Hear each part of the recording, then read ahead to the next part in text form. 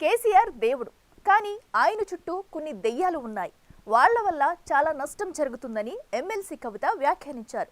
కుట్రలు చేస్తున్న ఆ దెయ్యాలే తన తండ్రికి తాను రాసిన లేఖను లీక్ చేశాయని, పార్టీలో తనపై అంతర్గతంగా కుట్రలు జరుగుతున్నాయని ఆమె ఆరోపించారు. అమెరికా నుంచి తిరిగి వచ్చిన కవిత చేసిన ఆ వ్యాఖ్యలు బీఆర్ఎస్ శ్రేణులను ఉలిక్కి పడేలా చేస్తున్నాయి. ఇంతకీ ఆ దెయ్యాలు ఎవరన్న చర్చ గులాబీ శ్రేణుల్లో మొదలైంది. ఇప్పటికే కవిత లెటర్పై కలకలం రేగుతున్న తరుణంలో మీడియా ముందుకొచ్చిన BRS working president KTR Kavitha లేఖ పెద్ద విషయం కాదని కొట్టిపారేస్తూ పార్టీలో దెయ్యాల టాపిక్ రాగానే మాట దాటేయడం గులాబీ శ్రేణులకే మింగుడు పడటం లేదట. అన్ని పార్టీలో ఉంటారు, రేవంత్ రెడ్డి కోవట్లు ఉంటే ఉండొచ్చు, ఏముందండి. బీఆర్ఎస్ లో మాజీ సీఎం కేసీఆర్ కుమార్తె ఎమ్మెల్సీ కల్వకుంట్ల కవిత లెటర్ కలకలం కొనసాగుతుండగాని ఆమె మరో బాంబు పేల్చారు. అమెరికా నుంచి వచ్చిన కవిత చేసిన కామెంట్స్ పార్టీలో మరింత సంచలనంగా మారాయి. కేసీఆర్ దేవుడు, కానీ ఆయన చుట్టూ కొన్ని దయ్యాలున్నాయని, వాళ్ళ వల్ల చాలా నష్టం జరుగుతుందని ఎమ్మెల్సీ కవిత వ్యాఖ్యానించారు. కుట్రలు చేస్తున్న ఆ దయ్యాలే తన తండ్రికి తాను రాసిన లేఖను లీక్ చేశాయని, పార్టీలో తనపై అంతర్గతంగా కుట్రలు జరుగుతున్నాయని ఆమె ఆరోపించారు. అమెరికా నుంచి హైదరాబాద్ కు చేరుకున్న ఆమె ఎయిర్పోర్ట్ లో మీడియాతో మాట్లాడారు. తాను తన కుమారుడి గ్రాడ్యుయేషన్ వేడుకకు హాజరై తిరిగి వచ్చేసరికి లేఖ లీక్ అయిందంటూ హంగామా జరుగుతుందని, ఆ లేఖ 2 వారాల క్రితం కేసీఆర్ కు తాను రాసిందేనని స్పష్టతనిచ్చారు. గతంలో కూడా కేసీఆర్ కు తన అభిప్రాయాలు ఇలా లేఖ ద్వారా చెప్పానని ఆమె పేర్కొన్నారు. వరంగల్ సభ తర్వాత లేఖ ద్వారా తన అభిప్రాయాలు పార్టీ అధినేతకు వెల్లడించానని, కేసీఆర్ కు లేఖ రాయడంలో తనకు ఎలాంటి వ్యక్తిగత ఎజెండా లేదని ఆమె స్పష్టం చేశారు. కేసీఆర్ గారు దేవుడు, కానీ కేసీఆర్ గారి చుట్టూ కొన్ని దయ్యాలున్నాయి. వాళ్ళ వల్ల చాలా నష్టం జరుగుతున్నది. పార్టీలో ఉండేటటువంటి నేను కేసీఆర్ గారి కూతుర్ని, అంతరంగికంగా నేను రాసినటువంటి లేఖనే బయటికి వచ్చిందంటే మరి ఇతర సామాన్యుల సంగతి, ఇతరుల పరిస్థితి ఏంటి చెప్పిన కొద్ది రోజుల్లోనే మరి నేను అంతర్గతంగా కేసీఆర్ గారికి రాసినటువంటి ఉత్తరం బహిర్గతం కావడం అన్నది, ఇది మరి ఏం జరుగుతుందో అన్నది పార్టీలో ఉన్నటువంటి మనందరం, తెలంగాణ ప్రజలందరూ కూడా ఆలోచించుకోవాల్సినటువంటి విషయం. నేను వేరే ఏ విషయాలు చెప్పలేదు. నేను కేవలం పార్టీలో ఉండేటటువంటి అన్ని స్థాయిలో ఉన్నటువంటి నాయకులందరూ అనుకుంటున్నటువంటి విషయాలు.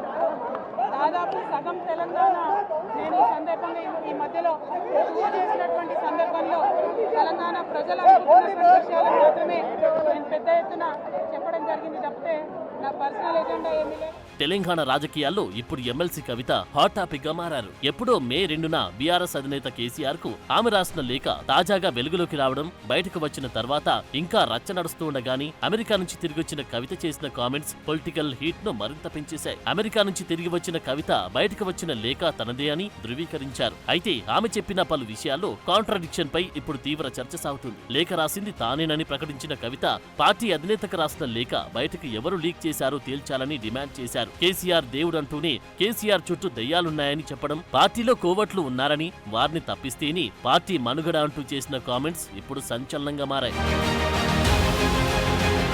బీఆర్ఎస్ లో కోవట్లున్నారా అంటే ఆ కోవట్లు ఎవరు, కేసీఆర్ చుట్టూ ఉన్న దయ్యాలు ఎవరు, కవిత దృష్టిలో ఉన్న కోవట్లు ఎవరనేది ఇప్పుడు పార్టీ నేతల్లో చర్చనీయాంశంగా మారింది. 2001లో ప్రారంభమైన టీఆర్ఎస్ గత ఎన్నికల నాటికి నేషనల్ ఫోకస్ అంటూ బీఆర్ఎస్ గా మారింది. 25 సంవత్సరాలు పూర్తి చేసుకున్న ఆ పార్టీలో కోవట్లున్నారనే మాటలు తొలిసారి రావడం, అది కూడా కేసీఆర్ కుమార్తె నుంచి రావడం పార్టీలో హాట్ టాపిక్ అయింది. అధికారం కోల్పోయిన తర్వాత ఫామ్ హౌస్ కి పరిమితమైన కేసీఆర్ అక్కడి నుంచి పార్టీ కార్యక్రమాలు మానిటరింగ్ చేస్తున్నారు. అయితే ఫామ్ హౌస్ లో ఉన్న కేసీఆర్ చుట్టూ ఉన్న నేతలు ఏం చేస్తున్నారు, పార్టీలో కోవర్ట్ ఆపరేషన్ చేస్తుంది ఎవరని నేతలు తలలు పట్టుకుంటున్నారంట. పార్టీలో ఎవరు నాయకుడు మాట్లాడితే ఏదో కోపంలో మాట్లాడారని అనుకోవచ్చు, కానీ కేసీఆర్ కుమార్తె కవితనే కోవట్లున్నారని వ్యాఖ్యలు చేయడంతో నేతలు జుట్లు పీక్కుంటున్నారట. ఒకవైపు ఆమె కేసీఆర్ ను దేవుడంటూ ఆయన పక్కన కొంతమంది దెయ్యాలున్నారని సంచలన వ్యాఖ్యలు చేశారు. అదే సమయంలో పార్టీలో, కుటుంబంలో ఎక్కడా వివాదాలు, విభేదాలు లేవని చెప్పుకొచ్చారు. అదే నిజమనుకుంటే మరి ఎయిర్పోర్ట్ లో కవితకు స్వాగతం పలికినప్పుడు ఒక్కటంటే ఒక్క బీఆర్ఎస్ జెండా ఎందుకు కనిపించలేదని ప్రశ్నగా మారింది. ఆమె సొంత సంస్థ జాగృతి శ్రేణులు, సొంత క్యాడరే కవితకు స్వాగతం పలికింది. వారెవరు కేసీఆర్, కేటీఆర్ ఫోటో ఎందుకు పట్టుకోలేదని సందేహాలు ఇప్పుడు వ్యక్తమవుతున్నాయి. కవిత ఆదేశాలు లేకుండా ఎయిర్పోర్ట్ కు వచ్చిన కవిత నాయకత్వం కోరుకునే వాళ్ళు సొంతంగా ఆ పని చేయగలరా అంటే ఖచ్చితంగా నో అని చెప్పొచ్చు. ఇది అంతా ఒక ప్లాన్ ప్రకారం జరిగిందనేది విశ్లేషకుల మాట. ఎయిర్పోర్ట్ లో పరిణామాలు చూస్తే పార్టీలోని కీలక నేతల మధ్య విభేదాలు ఉన్నాయనేది స్పష్టంగా కనిపిస్తుందంటున్నారు. 10 ఏళ్లు అధికారంలో ఉన్నప్పుడు కేసీఆర్ ఎడాపెడా ఇతర పార్టీల ఎమ్మెల్యేలను చేర్చుకున్నప్పుడు ఇతర పార్టీలను నిర్వీర్యం చేసినప్పుడు 2001 నుంచి ఉన్న ఉద్యమకారులు కవితకు గుర్తుకు రాలేదు. మరి ఇప్పుడే ఎందుకు కవితకు గుర్తుకు వచ్చారు అన్న చర్చ జరుగుతుంది. అధికారం పోయినందుకేనా? అధికారంలో ఉన్నప్పుడు ఎన్నడూ సామాజిక తెలంగాణ గురించి మాట్లాడని కవిత బీఆర్ఎస్ ఓడిపోయిన తర్వాత, అది కూడా 1.5 ఏళ్ల గడిచిన తర్వాత ఎందుకు గుర్తుకు వచ్చింది? అధికారంలో ఉన్నంత కాలం కేసీఆర్ అసలు మంత్రులు ఎమ్మెల్యేలను కూడా ఏమాత్రం పట్టించుకోలేదు. కనీసం అపాయింట్మెంట్ కూడా ఇవ్వలేదన్న విమర్శలు వెల్లువెత్తినా అప్పుడు కవిత ఎందుకు మౌనంగా ఉన్నారు? ఇప్పుడే ఆమెలోని ప్రజాస్వామికవాది ఎలా ఎందుకు బయటకు వచ్చారు అన్నది పెద్ద డిబేట్ గా మారింది. వరంగల్లో జరిగిన బీఆర్ఎస్ సభలో వేదికపై కేవలం కేసీఆర్, కేటీఆర్ ఫోటోలు మాత్రమే ఉండడంతో పార్టీ ఎటువైపు వెళ్తుందో కవితకు క్లారిటీ వచ్చేసిందని, అదే ఆమెకు ఇప్పుడు నచ్చడం లేదంటున్నారు. కేటీఆర్ తో పాటు తనకు కూడా బీఆర్ఎస్ లో కీలక పాత్ర కావాలని కోరుకుంటున్న కవిత ఆ ఛాన్స్ ఉన్నట్లు కనిపించకపోవడంతో సామాజిక తెలంగాణ వఖు బిల్లు, బీసీలకు 42% స్లోగన్ అందుకొని సొంత ప్లాట్ఫామ్ రెడీ చేసుకునే పనిలో పడ్డారన్న టాక్ వినిపిస్తోంది.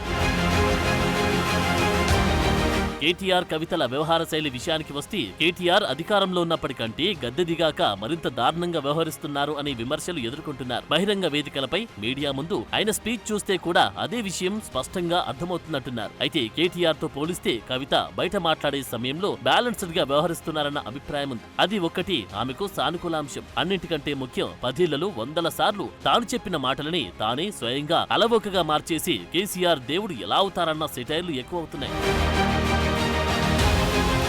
అయితే కవిత లేవనెత్తిన అంశాలపై వివరణ ఇచ్చేందుకు మాత్రం కేటీఆర్ కొంత ఆసక్తి కనపరచని పరిస్థితి. కవిత అంటున్న దేవుడు, దయ్యం గురించి ప్రస్తావిస్తే ఆయన బోడిగుండికి మోకాలికి ముడేసినట్లు టాపిక్ ని డైవర్ట్ చేస్తున్నారు. బ్రదర్, మీకు ఒక మాట, ఇంత ఇంపార్టెంట్ ఇష్యూ చెప్తే నువ్వు దేవుడు దయ్యం అనబడుతుంది. ఇప్పుడు ప్రస్తుతం మాకు తెలంగాణకు పట్టిన దయ్యం మాత్రం రేవంత్ రెడ్డి. ఆ రేవంత్ రెడ్డి అనే దయ్యాన్ని ఎట్లా వదిలించాలా అనేది మా తాపత్రయం. ఇంకేమన్నా తొందరపడ అంత యాంగ్జైటీ ఎందుకు, అంత టెన్షన్ ఎందుకు, అంత హడావుడి ఎందుకు? నేను చెప్పేది ఏమంటే తెలంగాణకు పట్టిన శని కాంగ్రెస్.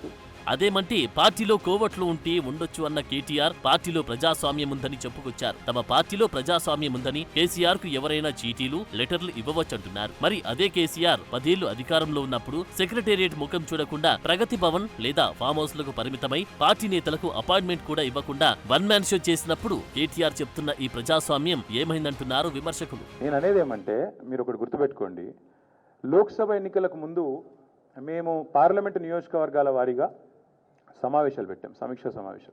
ఇక్కడ అసెంబ్లీలో ఓడిపోయాము, ఎట్లా ముందుకు పోవాలని చెప్పి దాదాపు 17 రోజుల పాటు మీరందరూ చూశారు. ఇక్కడే వేల మంది కార్యకర్తలతో కూర్చొని దాదాపు 7, 8, 9, 10 గంటలు వారితో చర్చించాం. ఆ ప్రాసెస్లో చాలామంది డైరెక్ట్గా మైకులో మాట్లాడిన వాళ్ళు ఉన్నారు, కొంతమంది చిట్టీల మీద రాసిచ్చిన వాళ్ళు ఉన్నారు, కొంతమంది కేసీఆర్ గారికి ఉత్తరం అందించండి అని చెప్పి ఉత్తరాలు ఇచ్చిన వాళ్ళు ఉన్నారు. కాబట్టి మా పార్టీలో we encourage open culture, democracy కాబట్టి, డెమోక్రాటిక్ పార్టీ కాబట్టి, ప్రజాస్వామిక స్ఫూర్తి ఉన్న పార్టీ కాబట్టి మా పార్టీ అధ్యక్షుల వారికి ఎవరైనా సూచనలు చేయాలనుకుంటే ఉత్తరాలు రాయొచ్చు. అదేదో చాలా గొప్ప విషయం అన్నట్టు మీరందరూ అంత బాధపడిపోవాల్సిన అవసరం ఏం లేదు. నేను అనేది ఏమంటే మా పార్టీలో డెమోక్రసీ ఉంది కాబట్టి మా పార్టీ అధ్యక్షుల వారికి, మా పార్టీ నాయకులు ఎవరైనా సరే అప్పుడప్పుడు సూచనలు, సలహాల రూపంలో లిఖితపూర్వకంగా ఇవ్వచ్చు, ఓరల్గా ఇవ్వచ్చు, రకరకాలుగా ఇవ్వచ్చు.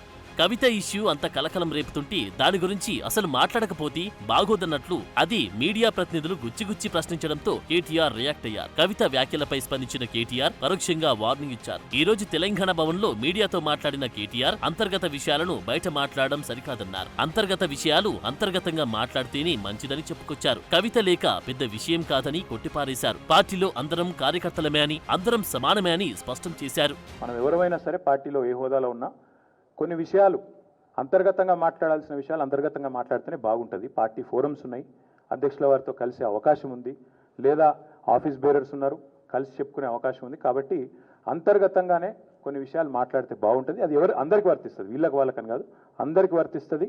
తప్పకుండా ఎవరమైనా ఒకటే, ఈ పార్టీలో అందరం కార్యకర్తలమే, అందరికీ కూడా ఇదే సూత్రం వర్తిస్తుంది. కాబట్టి మీరు కూడా దయచేసి ఇంత ఇంపార్టెంట్ ఇష్యూ మాట్లాడితే దీని మళ్ళీ మీరు, నాకు తెలుసు మీ సంగతి, you are intelligent, unfortunately I'm also intelligent.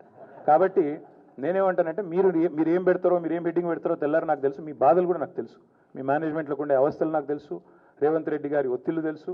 కాబట్టి నేను ఎక్కువ చెప్పను, ఒకటి మాత్రం చెప్తాను, మా పార్టీలో డెమోక్రసీ ఉంది, మా పార్టీలో సలహాలు సూచనలు ఎవరైనా ఇవ్వచ్చు, ఎట్లా అయినా ఇవ్వచ్చు. ఒకవైపు కవిత లేఖాస్త్రాలు సంధిస్తూ దయ్యాలు కోవట్లని మాట్లాడుతూ కలకలం రేపుతున్నారు. కేటీఆర్ మాత్రం అదేమీ పెద్ద ఇష్యూ కాదన్నట్లు పార్టీలో ప్రజాస్వామ్యం గురించి మాట్లాడుతూ అంతర్గత వ్యవహారాలు బయటకు చెప్పకూడదని శుద్ధులు చెప్తున్నారు. దాంతో అసలు పార్టీలో ఏం జరుగుతుందో అర్థం కాక గులాబీ శ్రేణులు తలలు పట్టుకోవాల్సి వస్తుందట.